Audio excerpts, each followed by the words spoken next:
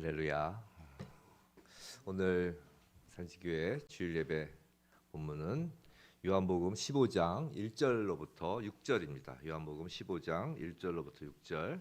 우리 한 목소리로 읽으며 받겠습니다. 시작. 나는 참 포도나무요 내 아버지는 농부라. 물은 내게 붙어 있어 열매를 맺지 아니하는 가지는 아버지께서 그것을 제거해 버리시고 무릇 열매를 맺는 가지는 더 열매를 맺게 하려 하여 그것을 깨끗하게 하시느니라. 너희는 내가 일러준 말로 이미 깨끗하여졌으니 내 안에 거하라. 나도 너희 안에 거하리라. 가지가 포도나무에 붙어 있지 아니하면 스스로 열매를 맺을 수 없음 같이 너희도 내 안에 있지 아니하면 그러하리라.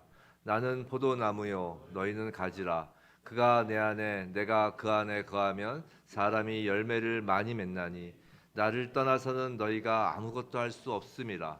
사람이 내 안에 거하지 아니하면 가지처럼 밖에 버려져 마르나니 사람들이 그것을 모아다가 불에 던져 사르느니라. 아멘. 대표기도 해주신 우리 권사님 감사하고요. 보내러 왔습니다. 또 우리 찬양 시작할 때 이렇게 찬양하니까 전 참 좋더라고요. 개인적으로. 제가 우리 이 방송 이 녹음된 거 보시는 분들도 계시고 또 실시간으로 지금 보시는 분도 계시는데 제가 그런 연락을 받았어요.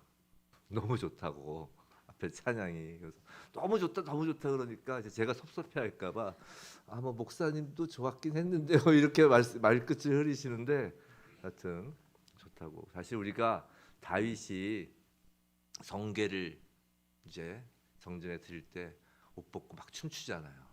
사실 예배는 그런 거거든요. 우리가 성전 안에 들어갈 때 막 정말 애처럼 이렇게 옷 벗고 춤추면서 어린아이와 같은 심정으로 아버지 앞에 나아가는 건데 그동안 제가 너무 심각하게 찬양을 부르지 않았나라는 걸 오늘 다시 한번 우리 목사님의 찬양 인도를 통해서 느꼈습니다.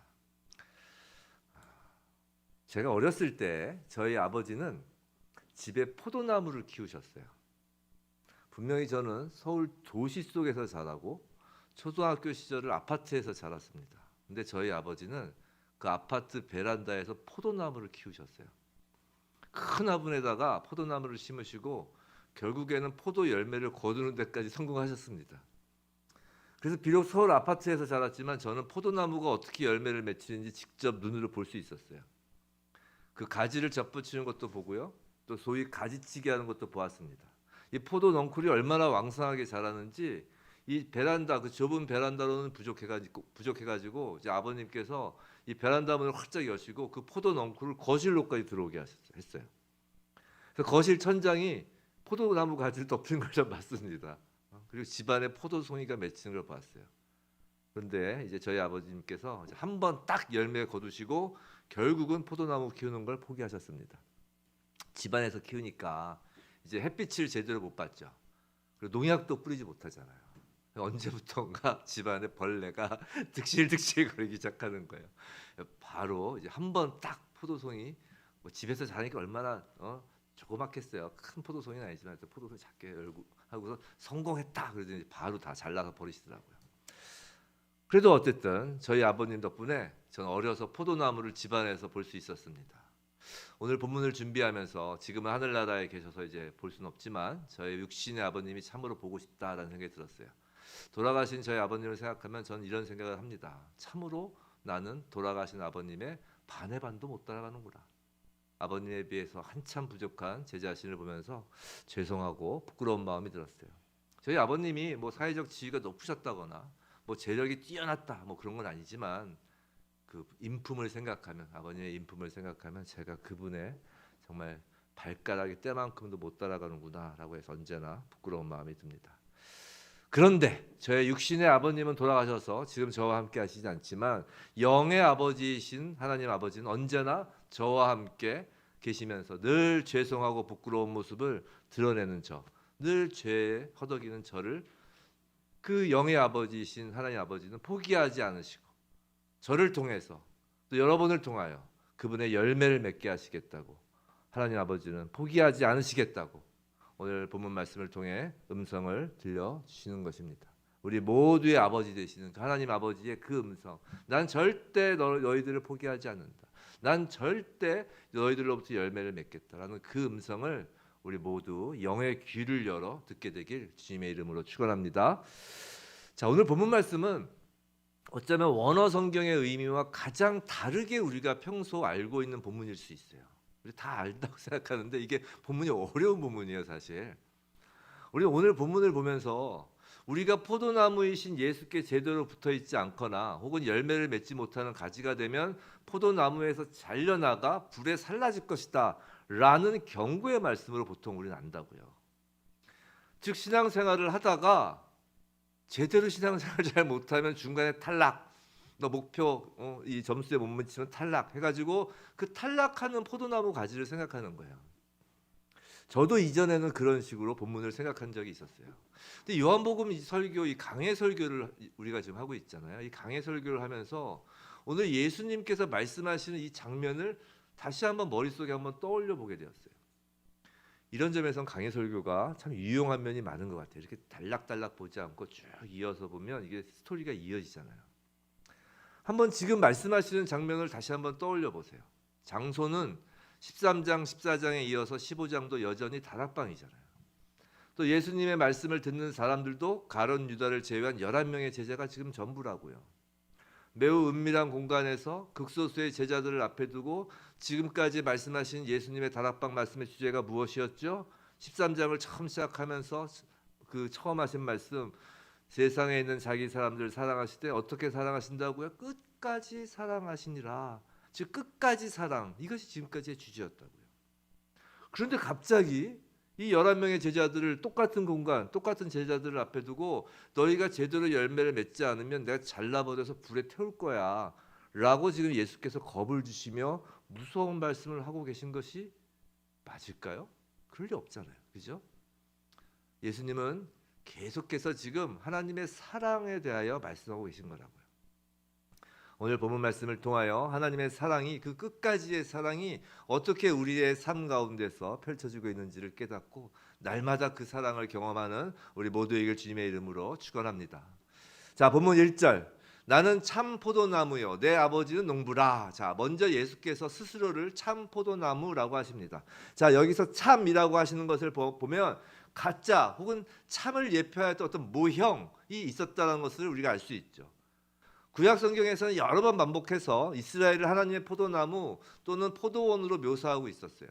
근데 이상하게도 이 구약의 포도나무는 상징적으로 언제나 타락의 개념과 같이 쓰이고 있다는 것이에요. 이사야 선지자가 묘사하는 포도원은 황폐해졌다고 하고, 예레미야는 이스라엘이 야성의 포도나무로 퇴화해버렸다고 탄식했습니다. 또 호세아는 헛된 포도나무라고 외쳤죠. 즉 무슨 말이냐면 구약의 이스라엘이라는 이 포도나무는 참된 것이 아니라는 것이에요. 단지 참 포도나무 되시는 예수를 예표하는 구약의 이스라엘의 역사일 뿐이라는 것이죠. 그리고 예수께서 그 타락한 그 모든 포도나무를 그 몸에 안고 십자가에 불태워지심으로 하나님 나라의 참된 포도나무, 유일한 참된 포도나무로 예수께서 세워지신 거란 거예요. 근데 예수님 자신을 포도나무로 비유하신 것이 참 흥미로워요. 왜냐하면 제가 어려서부터 포도나무를 보았다고 했잖아요. 이 포도나무는 그 나무 그 자체만으로는 정말 아무 쓸데가 없어요. 이런 나무도 흔치 않아요. 약으로도 안 써요. 그 나무 그 자체만으로는. 예를 들어서 집을 짓거나 가구를 만드는 목재로서의 역할을 전혀 못합니다. 포도나무는. 또 나무의 모양이 아름답지도 않아요. 그래서 관상용으로도 적절치 않아요. 관상용으로 포도나무 집에서 관상용으로 하신 거 보셨어요? 못 보셨잖아요. 즉 나무 자체로는 정말 볼품이 없다고요. 오직 포도라는 열매를 맺는 것만으로 포도나무는 가치가 있어요. 이사야서에 의하면 예수님도 흠모할 것이 하나도 없다고 하잖아요. 정말 포도나무 같은 분이세요. 이 땅에 예수께서 오신 까닭은 오직 열매를 맺기 위함이라는 것이에요. 즉 우리에게 열매가 맺히는 일이 예수께서 가장 관심이 있는 일이라는 것입니다. 또 1절에서 아까 그 1절에서 우리가 읽은 게 그거였죠. 나는 참 포도나무요 내 아버지는 농부라. 자, 1절에서도 눈여겨보아야 할 대목은 농부가 누구인지를 지금 예수께서 명확히 말씀하신다는 것이에요. 그건 오로지 아버지시다라는 것이죠. 무슨 말이냐면 우리 자신이 노력하여 열매를 맺는 것이 아니다라는 것이에요. 포도나무의 열매를 맺게 하는 건 포도 스스로가 아니라 농부이고, 그 농부는 천사도 아니고 그 누구도 아닌 오직 하나님 아버지께서 직접 지으시는 농사라는 거예요. 그 농사는 천사를 시키지도 않으세요. 이제 예수님은 농부이신 하나님이 하시는 일을 이제 2절에서 본격적으로 말씀하시는 거예요. 본문 2절 우리 다시 한번 읽어볼까요? 시작. 올려주세요. 예, 시작. 예. 물은 내게 붙어 있어 열매를 맺지 아니하는 가지는, 물은 열매를 맺는 가지는, 예. 자, 보시면 자, 농부가 첫 번째 하는 일이 뭐냐면, 잠깐만 띄워주세요. 예. 방송실 잠깐요. 제가 보면서 설명을 드릴게요. 농부가 하는 첫 번째 일은 젖붙이기예요. 젖붙이기. 자, 이 젖붙이기를 표현하는 말이 이거예요. 무릇 내게 붙어 있어에 해당하는 말씀이에요. 젖붙이기. 이제 내려주세요. 자, 우리가 포도나무를 키우는 방법은 포도나무 묘목을 새로운 땅에 옮겨 심는 방법이 있고, 이제 자막 내려주세요. 다른 하나는 포도나무 줄기에 깊은 상처를 내어서 그 다른 가지를 그 나무 줄기 상처 사이에 집어넣어 젖붙이는 방법이에요. 포도나무 젖붙일 때는 그 나무 원 줄기에 상처를 내요. 깊숙이 상처를 내서 그 얇은 가지를 그 안에 이제 집어넣습니다. 그래서 이제 묶어가지고 싸가지고 막 이렇게 하는 게 있어요. 이게 젖붙이기죠. 아니면 아예 묘목을 사다가 이제 땅에 심는 거죠. 근데 예수 그리스도라는 포도나무가 뿌리 내린 땅은 그냥 땅이 아니에요. 하나님 나라의 땅이에요. 로마서에 따르면 우리는 모두 돌감람나무라고 한다고요. 이 돌감람나무 그 품종으로는 하나님 나라에 그냥 묘목처럼 이렇게 심기면 다 죽어버리는 거라고요. 그냥 하나님 나라에 들어갈 수가 없는 거예요. 그래서 돌감람나무로는. 그래서 참 포도나무 품종으로 개량이 돼야 되는 거라고요. 우리가. 그래야 하나님 나라로 들어갈 수 있어요. 그래서 농부이신 하나님은 이 예수라는 참 포도나무에 반드시 우리를 젖붙이기 하는 것입니다. 그 다음으로 이제 번역과 해석에 있어서 오늘 본문 전체를 오해하게 하는 구절이 나와요. 자, 2절 다시 한번 보시면 다시 띄워주세요.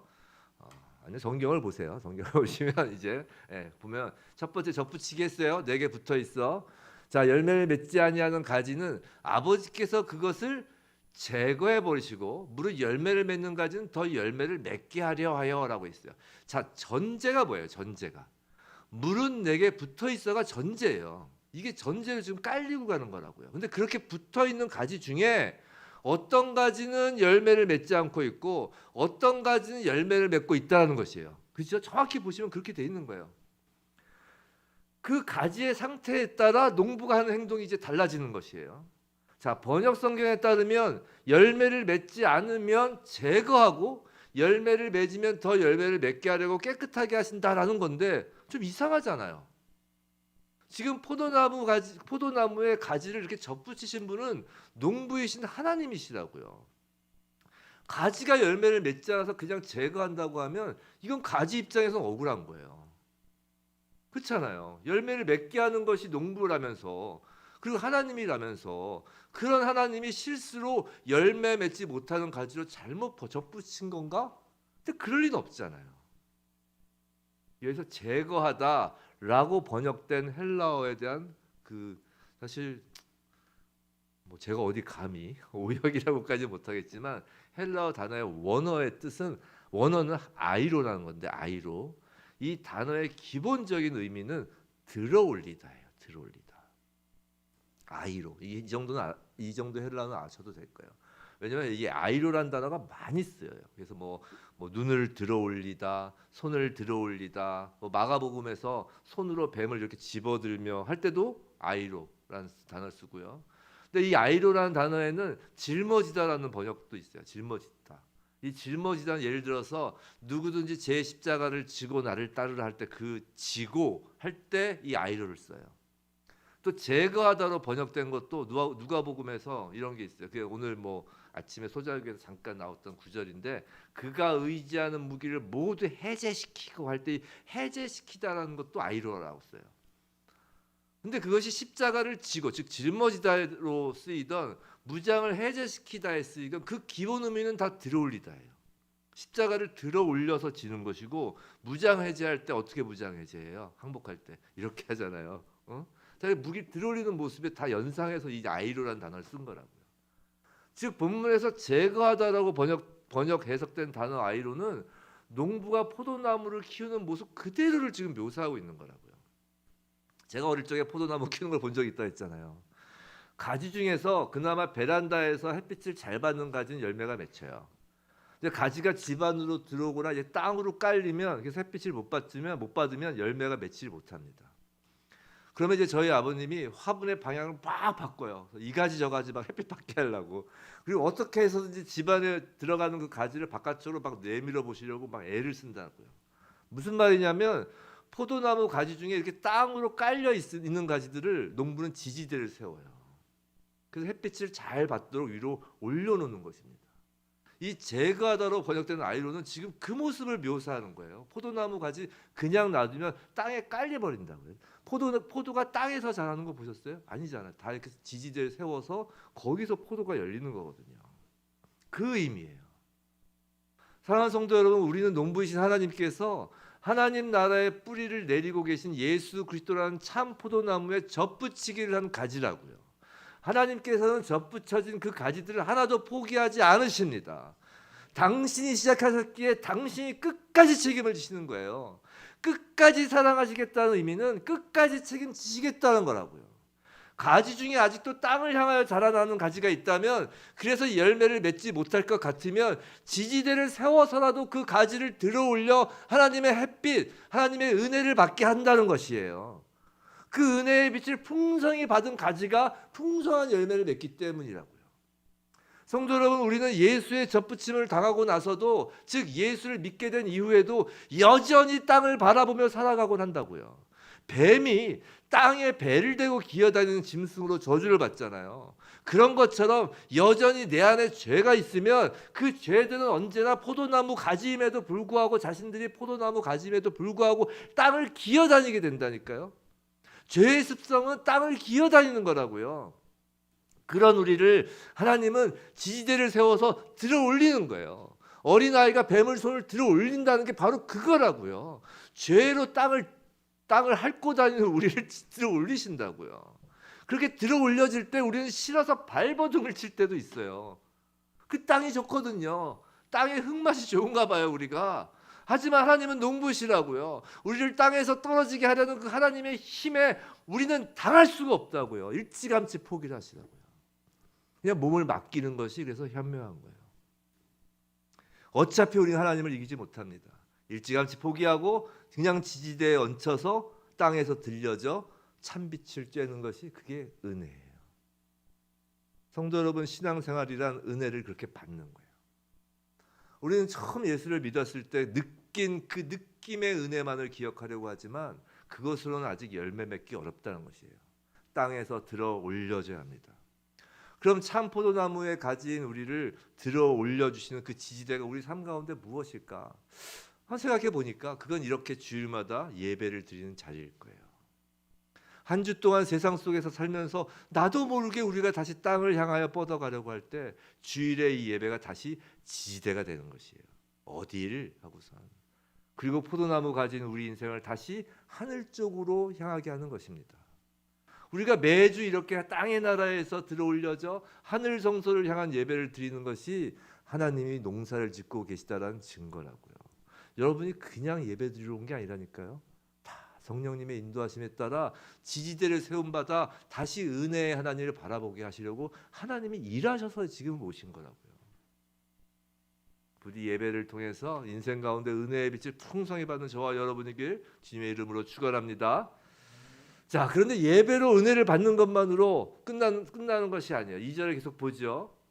이렇게 가지를 접붙인 가지를 지지대를 세워 햇빛을 받게 하면 이제 어느 순간 열매를 맺어야 할 때가 돼요. 그럼 농부는 하는 일이 또 있습니다. 한번 보세요. 자, 물론 열매를 맺는 가지는 더 열매를 맺게 하여 그것을 깨끗하게 하시느니라. 자, 본문에서 그런 가지를 깨끗하게 하신다라고 한다고요. 자, 여기서 깨끗하게 하다의 원어가 이거야말로 자르는 거예요. 이 원어가 카다로이예요. 카다로이. 카트. 비슷하죠? 카다로이. 이 깨끗게 하다는 원어가 카다로 컷 한다는 것이에요. 즉 자르는 것, 가지치기라고요.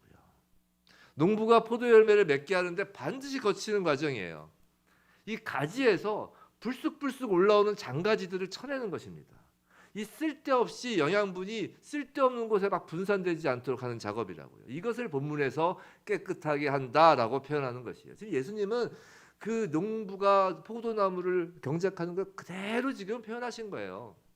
이런 겁니다. 우리가 예수를 믿습니다. 즉 접붙임을 당한 거예요.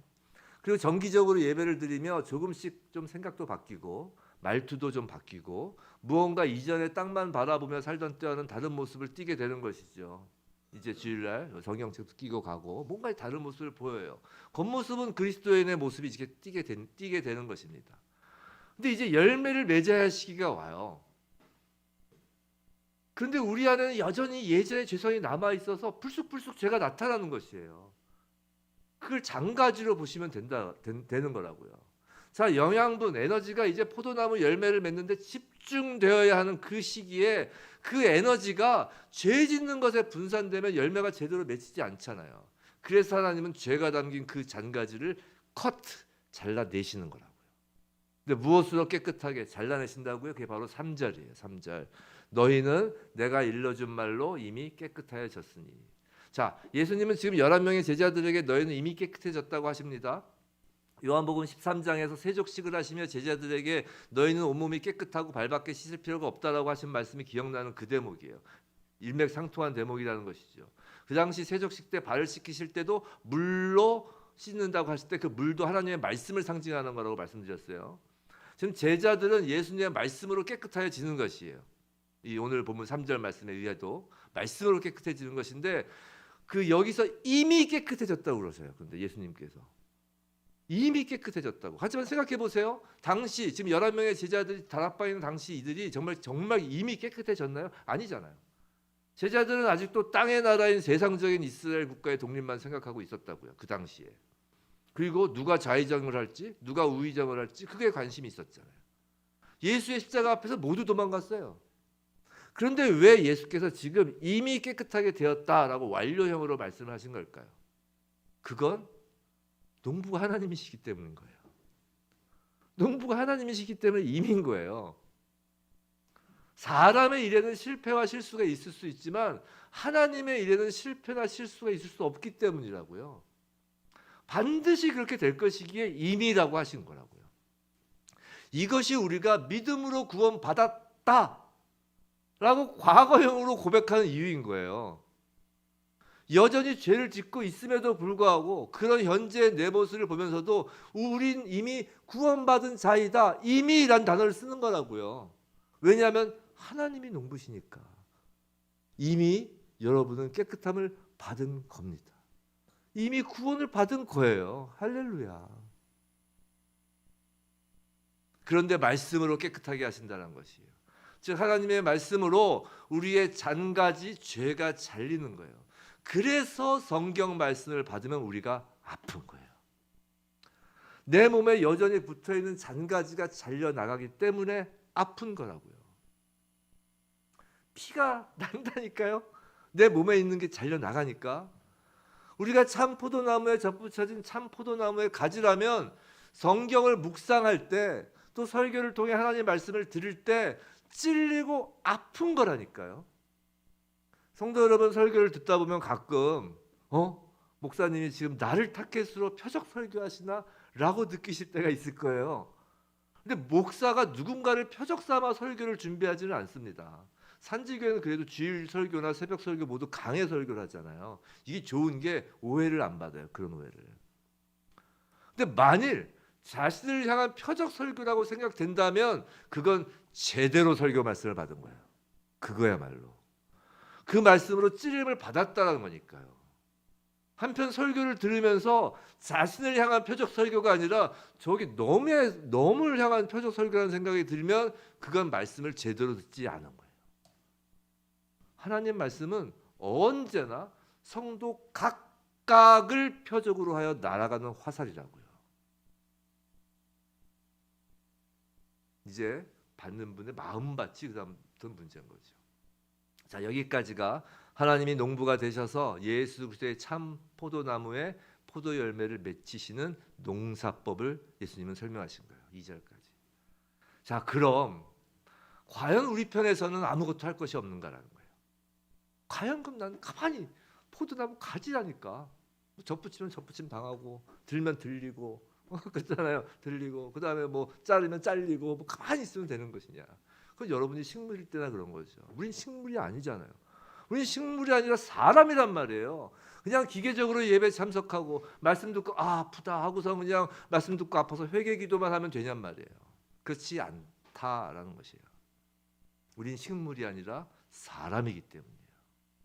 참 포도나무의 열매가 맺히는 일에 정말 중요한 것이 하나 남아있는데 그것이 바로 본문 4절 5절입니다. 우리 함께 다시 한번 읽겠습니다. 시작. 내 안에 거하라 나도 너희 안에 거하리라. 가지가 포도나무에 붙어있지 아니하면 너희도 내 안에 있지 아니하면 그러하리라. 나는 포도나무요 너희는 가지라. 그가 내 안에 내가 그 안에 거하면 사람이 열매를 많이 맺나니 나를 떠나서는 너희가 아무것도 할 수 없음이라. 뭐 4절 5절 비슷한 말씀이에요. 일맥상통하는 말씀이고 그래서 반복한 거예요. 워낙 중요하니까 두 번 반복한 것입니다. 자, 예수께서 내 안에 거하라 나도 너희 안에 거하리라 라고 하세요. 또 5절에서도 그가 내 안에 내가 그 안에 거하면이라고 하신다고요. 이게 중요하다는 것이죠. 이건 지난번에 말씀드린 내용이에요. 기억나시나요? 상호 침투, 삼위 하나님을 설명할 때 상호 침투, 상호 통제 그것을 쉬운 그 연상으로 함께 손잡고 강강술래 빙글빙글 춤추는 모습으로 설명을 드렸어요. 이해되시죠? 그리고 그것을 사랑이라고도 하였어요. 그리고 성도 여러분, 사랑은 절대로 일방적인 것이 아니라고 하였습니다. 사랑은 상대방이 있어야 돼요. 그리고 서로가 서로를 사랑하는 것이 사랑의 완성입니다. 서로 손잡고 춤추는 그 사랑을 다른 말로 좀 더 친근한 말로 하면 그게 바로 사귐이에요. 사귐. 내 안에 거하라 나도 너희 안에 거하리라. 이 말씀은 바로 예수님과 친밀한 사귐을 가자라라는 거예요. 너희가 내 안에 내가 너희 안에라는 말씀이 15장에서 얼마나 많이 나오는지 아세요? 방금 본 4절 5절뿐이 아니에요. 6절 7절에서도 계속해서 나와요. 그러면서 14절 15절 15장 14절 15절에서 예수께서 뭐라고 하시는지 아세요? 친구를 등장시키세요. 친구를 하신다. 이제부터 너희를 종이라 하지 아니하고 친구를 하겠다라는 게 이제 그 바로 이후에 나오는 거라고요. 우리가 친구를 사귀면 어떻게 하나요? 이제 어렵지 않은 거예요. 그냥 친구가 아니라 더군다나 이 친구는 내 생명까지 내어줄 정도로 친한 친구란 말이에요. 그 사귐은 인생의 전부가 될 정도의 사귐이라는 것이에요. 정말 친밀한 사귐입니다. 사랑을 혼자 할 수 없고 사귐을 혼자 할 수 없잖아요. 근데 이 사귐이 없으면 열매를 맺을 수 없다는 것이에요. 그래서 다음 주 설교 본문에서 이제 다룰 것이지만 이제 7절부터 기도와 행함에 관한 말씀이 계속 나오는 거예요. 이 사귐이 뭐다라는 걸 설명하시려고 기도하는 게 나오는 것이고 그래서 우리가 제일 좋아하는 구절 있잖아요. 뭐 구하는 대로 다 준다. 그 얘기가 또 나오시는 거예요. 7절에. 행함이 나오고 나의 계명을 지켜라. 그 얘기가 또 나오시는 거예요. 이 사귐과 친구에 대해 이제 다음 주에 이제 더욱 상세히 예수님께서 설명을 해주시겠죠. 여하튼 친한 친구를 사귀는 것 이게 무엇인지는 우리에게 그다지 어렵지 않다는 것이에요. 우리 학창 시절에 친구가 전부였을 때가 있어요. 그죠? 지금 생각하면 참 어이가 없지만 그 당시에 정말 친구가 전부였던 때가 있었다고요. 매일 보고 밤새 전화하고도 그리고 이제 밤새 전화하면서 못다한 말은 내일 하자 뭐 이런 때가 있었단 말이에요. 그럼 친구 아니면 막 친구면 죽고 못 살던 때가 있었죠.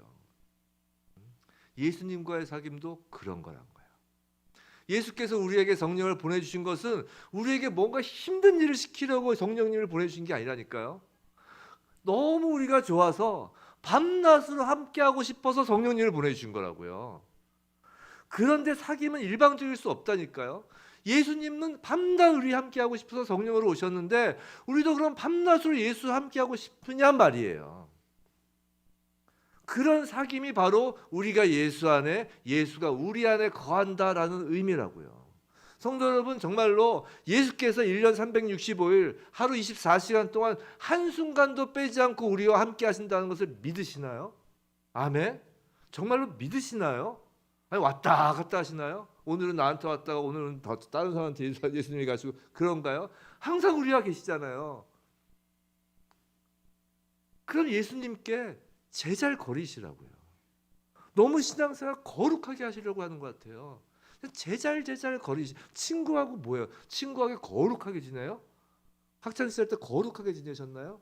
같이 떡볶이집 가고 라면집 가고 운동장에서 축구하고 막 같이 샤워하고 막 뒹굴고 뭐 가끔 나쁜 짓도 같이 하고 그러잖아요. 그러다 걸리면 같이 선생님한테 빠따도 맞고 막 그냥 동고동락을 같이 하는 거예요, 친구하고. 지금 예수님이 너희가 그러고 싶다는 거예요. 물론 나쁜 짓은 안 하시지만 친구하고 있으면 거룩한 이야기 하나요? 뭐 정말 세계가 어떻고 뭐 물론 예수님이 그런 대화 하자면 해야 되겠지만 친구와 일상을 자잘자잘 걸면서 이야기를 하잖아요. 자기 어려운 걸 다 얘기하잖아요. 기쁜 걸 다 이야기하잖아요. 같이 울고 웃잖아요. 바로 그러라는 거예요.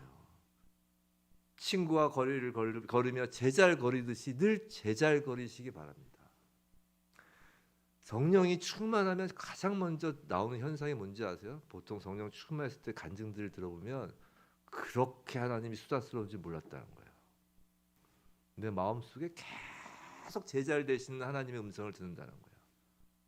우리는 어머니의 잔소리가 너무 듣기 싫죠. 어렸을 때.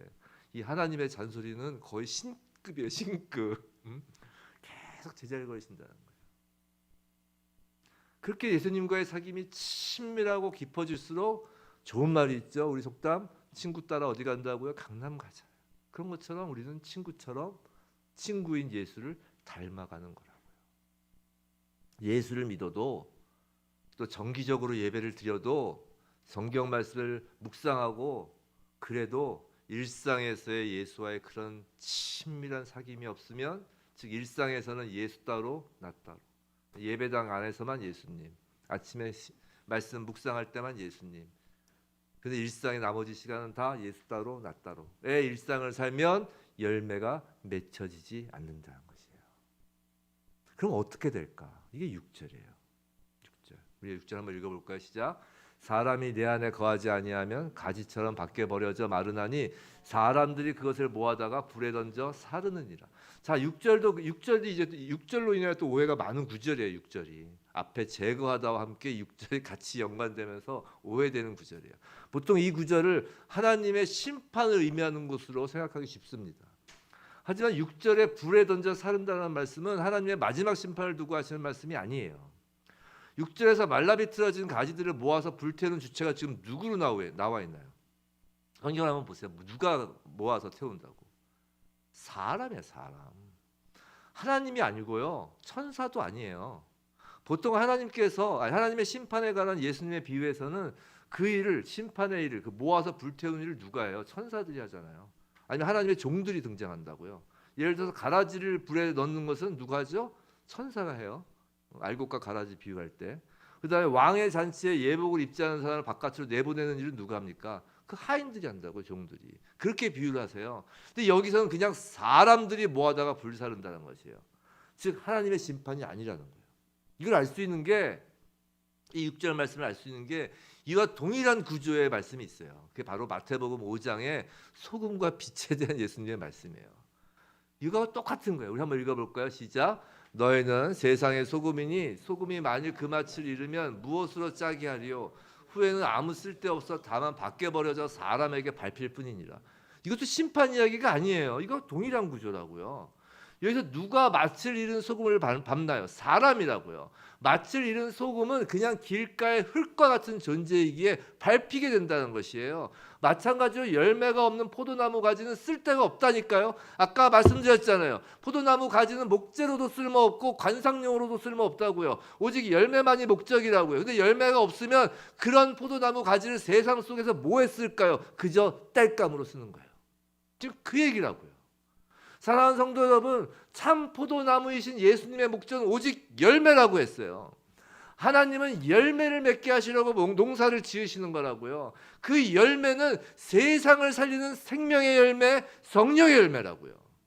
성도 여러분, 포도나무 가지인 우리에게 성령의 열매를 맺게 하시려는 목적은 세상에 생명을 전하여 주기 위함이에요.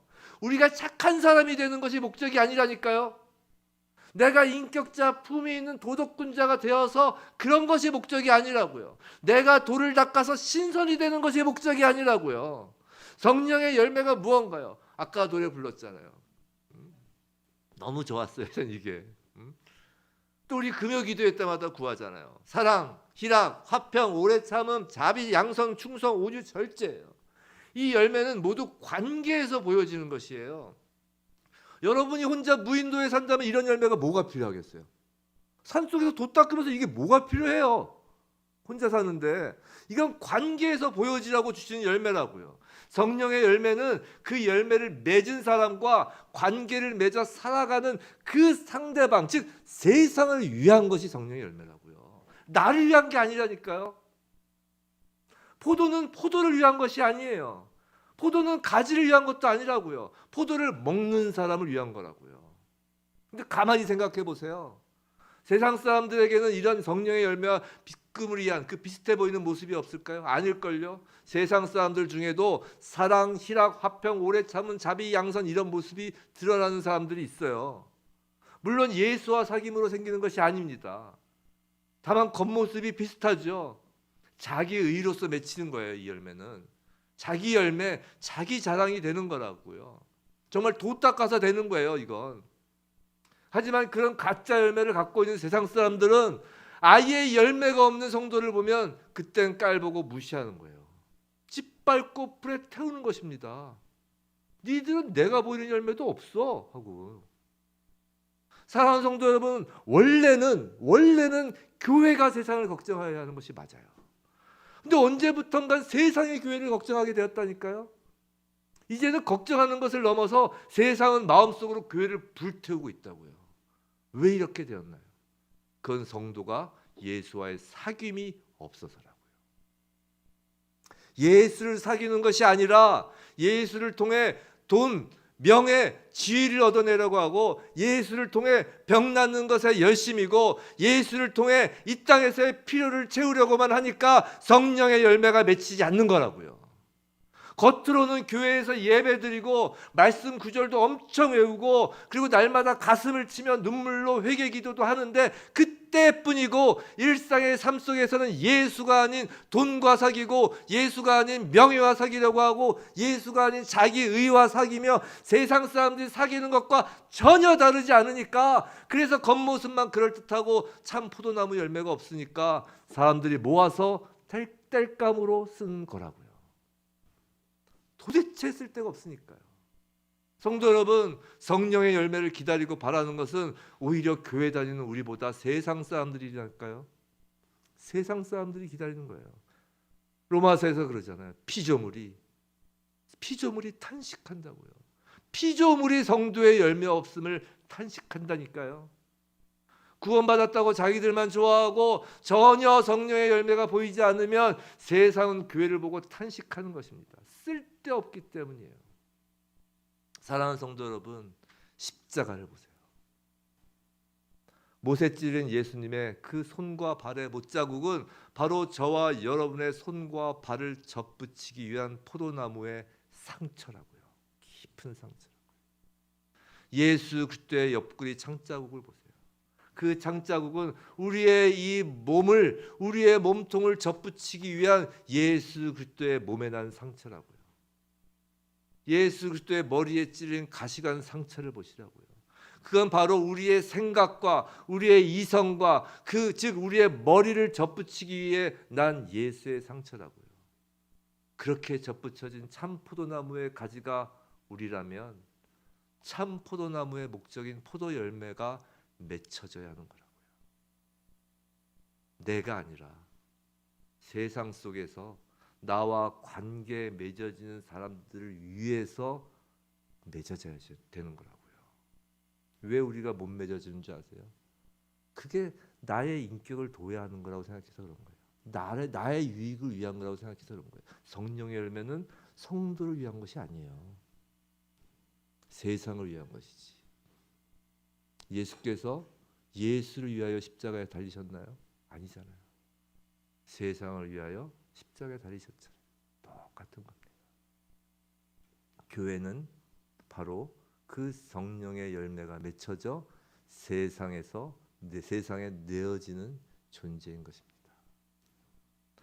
부디 예배를 통하여 하나님 은혜의 빛을 받고 말씀으로 깨끗함을 입으며 늘 기도하며 예수와 일상에서의 친밀한 사귐으로 성령의 열매가 풍성히 맺혀 우리와 관계를 맺는 많은 사람을 살리는 포도나무의 가지가, 참 포도나무의 가지가 바로 저와 여러분 산지교회이길 주님의 이름으로 축원합니다.